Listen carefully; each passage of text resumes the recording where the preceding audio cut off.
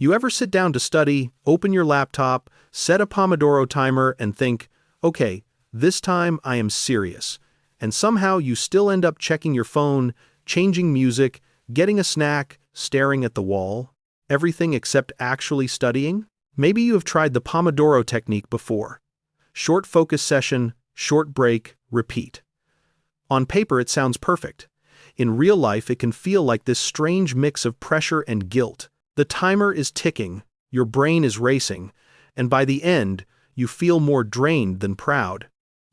If that is you, you are not bad at time management. You just learned a version of Pomodoro that is a little too harsh and a little too mechanical. What you need is a softer way to use it.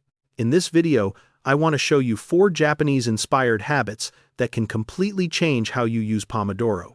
You will still get deep focus, but without burning out. No drama, no perfection, just a simple way to work in short sessions that actually leave you feeling calmer than before. If you have ever thought, Pomodoro is supposed to help me, why do I still feel stressed? Then yes, this is for you. Let us start with the first habit. Habit 1. Pomodoro with intention, not panic. A lot of people treat the Pomodoro timer like a little drill sergeant. The timer starts, and suddenly, it is go, go, go energy. You try to cram as much work as possible into that one block. If you get distracted, you feel like you already failed. In Japan, there is an idea called doryoku. It means sincere effort. It is not about killing yourself with work. It is about showing up honestly for a period of time and doing your best in a calm way. So instead of using Pomodoro as a race, we use it as a container for calm effort. Here is what that looks like. Before you start a focus session, you do 3 things. First, you choose one tiny, clear target. Not study chemistry. That is too big. Something like work through the next set of practice questions or review this one section of notes. Second, you tell yourself what the intention of this session is. It can be as simple as, for this block I will just stay with this one thing, or for this block I am here to practice, not to be perfect. Third, when you start the timer, you imagine it is not chasing you, it is protecting you. For this short window, the timer is there to hold a bubble around you, so the outside world can wait. You do not need to finish the whole task in one session. You just need to be present with it. That is it. Can you feel the difference already? The timer is no longer a voice that yells, "Hurry up." It is more like a gentle frame that says for a short while, this is all you need to worry about. I am curious. When you use Pomodoro now, what is the first feeling you usually get when the timer starts? Stress or relief? Tell me in the comments, because that answer alone says a lot about how your system is treating you. Habit 2. A small ritual before you press start. If you look at Japanese tea ceremony, or even simple things like how people enter a dojo to practice martial arts, there is almost always a small ritual before the main activity begins. A pause, a breath, a tiny moment of respect. Most of us do the opposite when we study. We jump straight from scrolling or chatting into work, then wonder why our brain refuses to cooperate. It never got a chance to switch modes. So for Pomodoro, we borrow that idea of a short ritual. Before you start a focus session, you take a brief moment to prepare your space and your mind.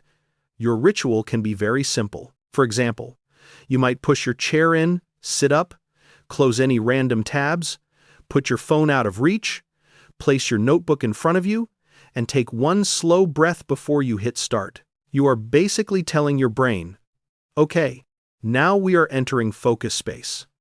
The cool thing is, after you repeat the same mini ritual a few times, your body starts to recognize it.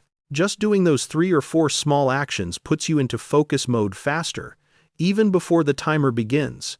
It becomes like a doorway. Think about something you do before you eat, like washing your hands or setting the table. At some point, those actions alone tell your brain mealtime. This is the same idea, but for deep work sessions. What could your 3-step pre-focus ritual be? Maybe clear the desk, put your phone away, sip some water, and breathe. Make it light. Make it you. Habit 3.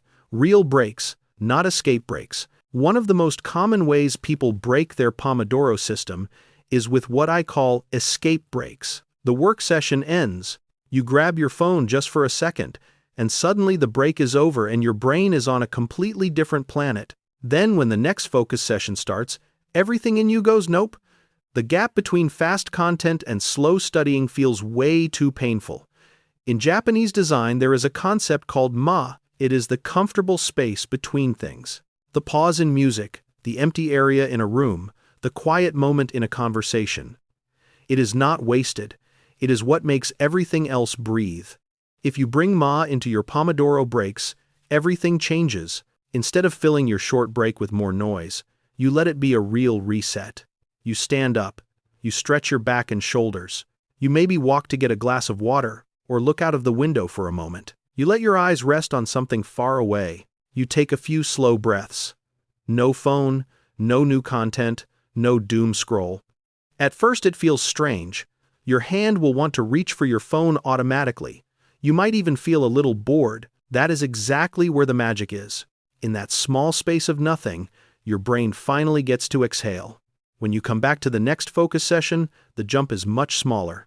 You were already in quiet mode. The work does not feel like such a shock. Be honest for a second. What do you usually do in your breaks right now?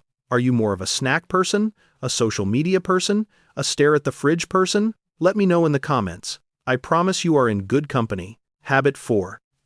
Gentle review after a few sessions.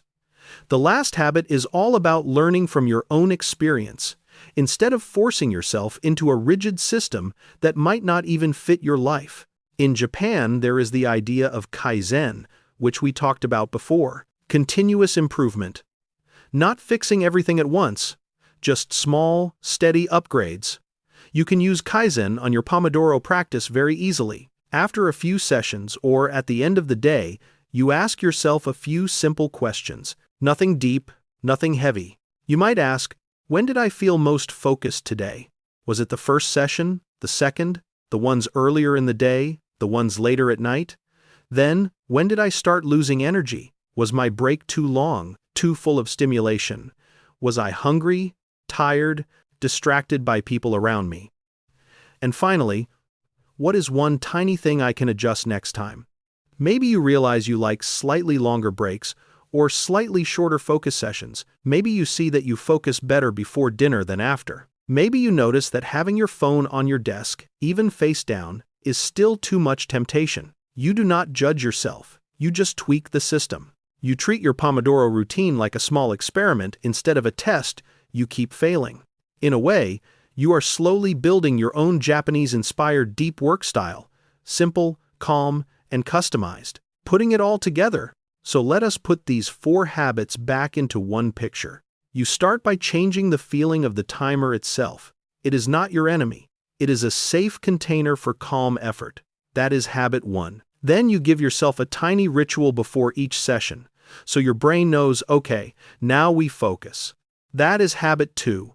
You protect your breaks as real resets, not little escape doors into endless content. That is habit 3. And you gently review and adjust, so your system gets a little better with each day instead of staying stuck.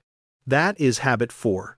This is how you get deep focus without burning out. Not by forcing yourself to sit for endless hours, but by stacking small, kind habits around short sessions of work.